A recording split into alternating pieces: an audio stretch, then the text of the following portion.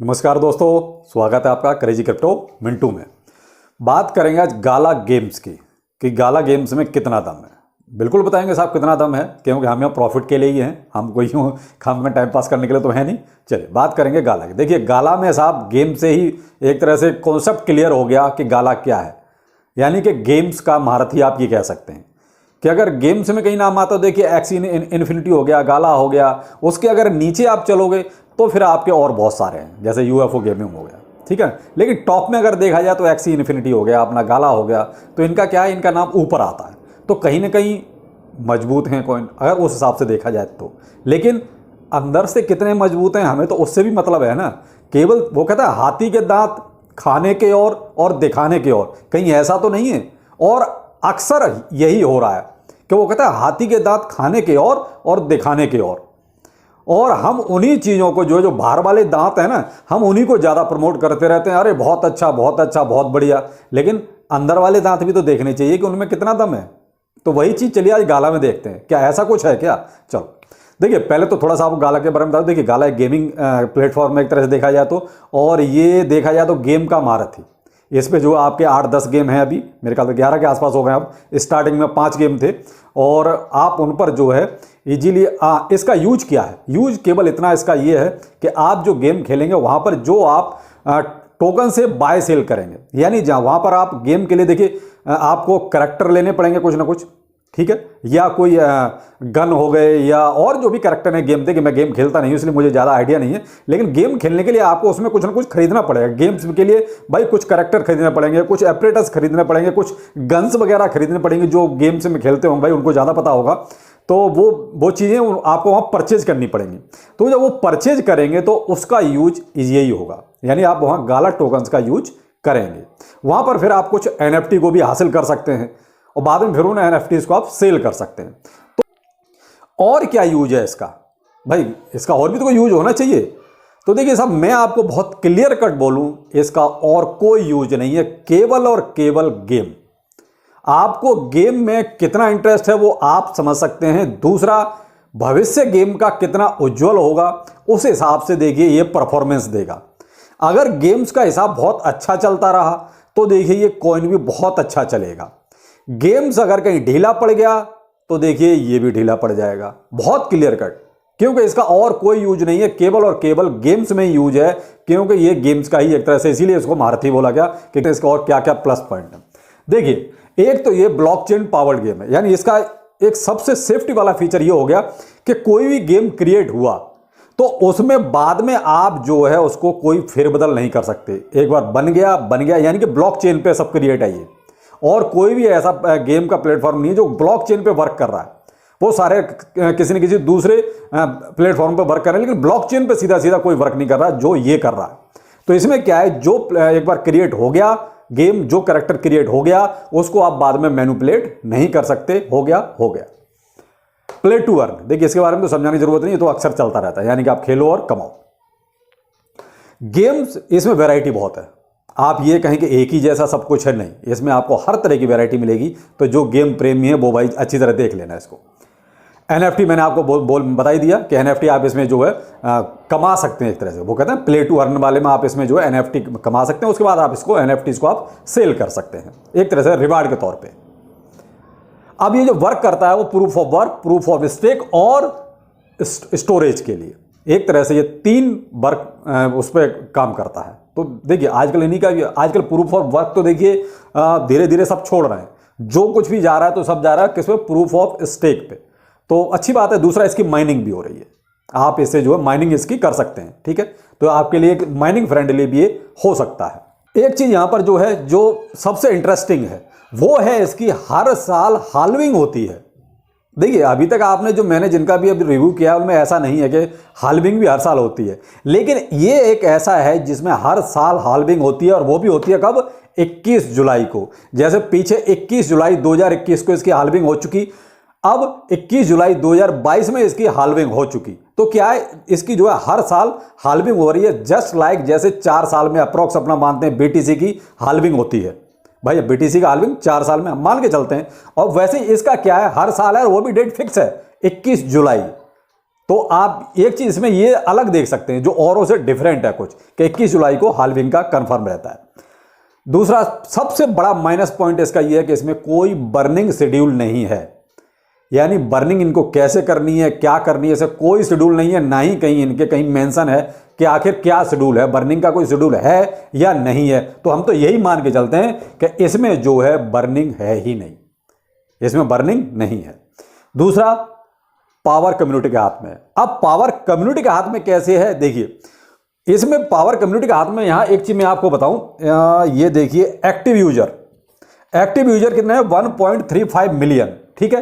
तो ये 1.35 मिलियन लोग ही डिसाइड करेंगे कि नेक्स्ट गेम किस टाइप का आना चाहिए, कैसा चाहिए, क्या क्या फीचर्स चाहिए।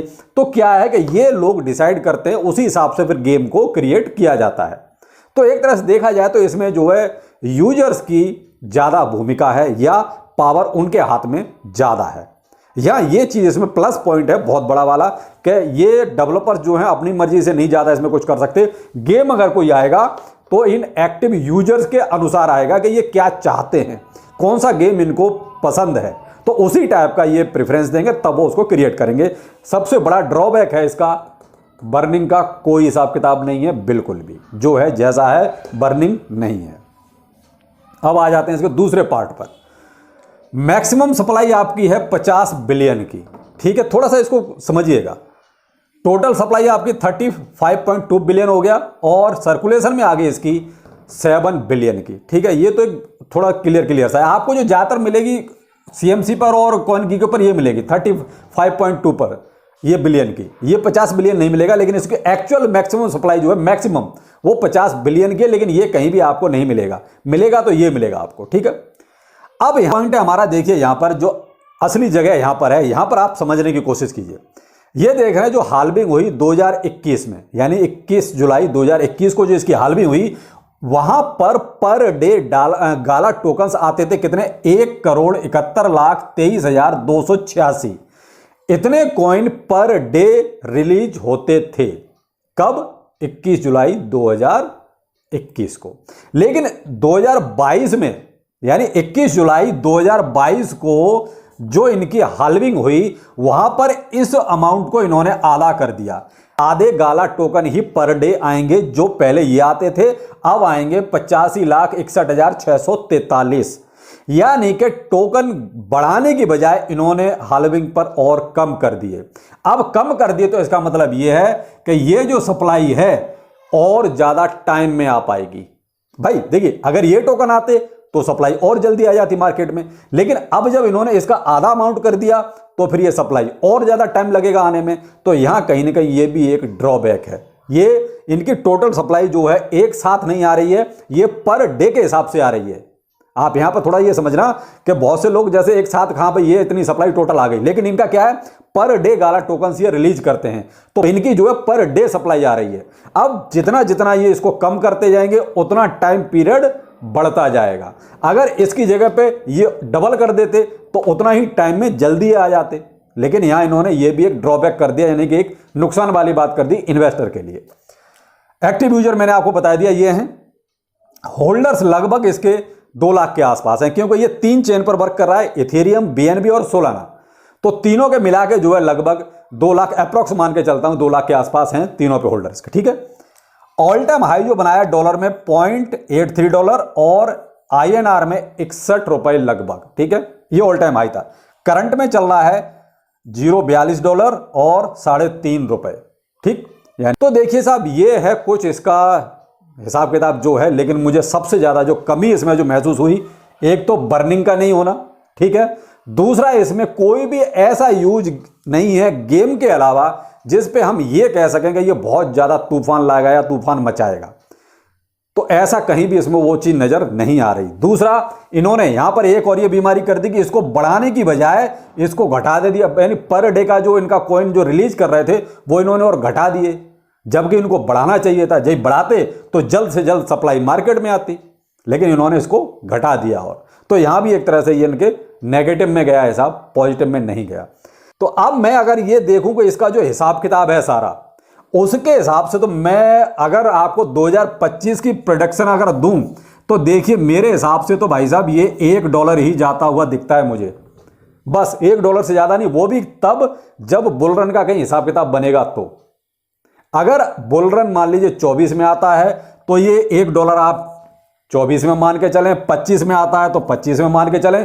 क्यों? इसमें जो थोड़ा कहते हैं कि अच्छा मूवमेंट या अच्छा तूफान जिसे कह लो आप अपनी भाषा में, तो वो आपका बुल रन में ही देखने को मिलेगा।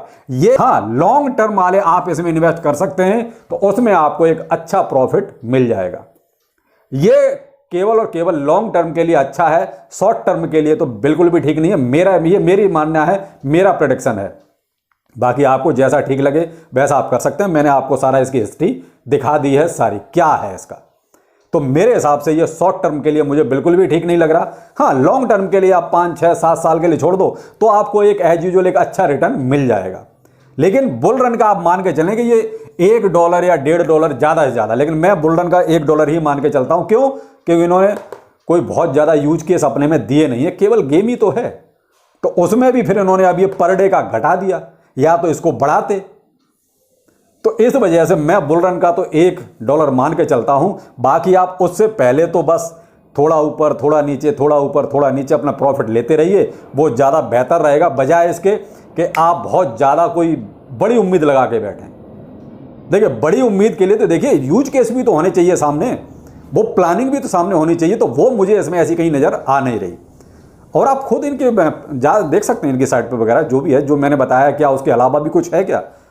तो मेन चीज़ वो मुझे कहीं ऐसा कुछ इसमें नज़र आ नहीं रहा। आप लॉन्ग टर्म के लिए एक अच्छा मान सकते हैं, लॉन्ग टर्म के लिए तो ठीक है। प्रोजेक्ट में कहीं कमी नहीं है, ये कहो कि प्रोजेक्ट में कमी है, कमी नहीं है, कमी है सारी प्लानिंग में। प्रोजेक्ट ठीक है अपनी जगह पे। देखिए, गेमिंग का हिसाब किताब चल रहा है आजकल, बहुत अच्छा चल रहा है, लेकिन क्या है, जो कमी है सारी की सारी प्लानिंग की है, एग्जीक्यूशन की है। प्लेटफॉर्म इसका प्रोजेक्ट में कोई कमी नहीं है, प्रोजेक्ट बढ़िया है, लेकिन क्या है, अब ये प्रोजेक्ट हो गया लॉन्ग टाइम के लिए, ना कि शॉर्ट टाइम के लिए। तो मेरे हिसाब से देखिए, अगर मुझसे अगर पूछो क्या इन्वेस्ट इसमें करोगे गाला में, तो इन्वेस्ट करूंगा जब मुझे लगेगा कि इसका मोमेंटम कुछ ऊपर बन रहा है, एक लमसम अमाउंट डालूंगा और लगेगा कि वहां प्रॉफिट हो गया, थोड़ा ऊपर निकला है, प्रॉफिट निकाल के बाहर। ये मेरी स्ट्रेटजी है। बाकी आपको जो ठीक लगे जरूर कीजिए। क्यों? क्योंकि आप अपनी रिसर्च भी करें। ये मेरा था, मेरी प्रेडिक्शन थी। अब आपका पैसा है, आपको कहां लगाना है, कैसे लगाना है, वो आप जरूर सर्च करें। तो चलिए फिर मिलते हैं किसी नेक्स्ट वीडियो में। नमस्कार।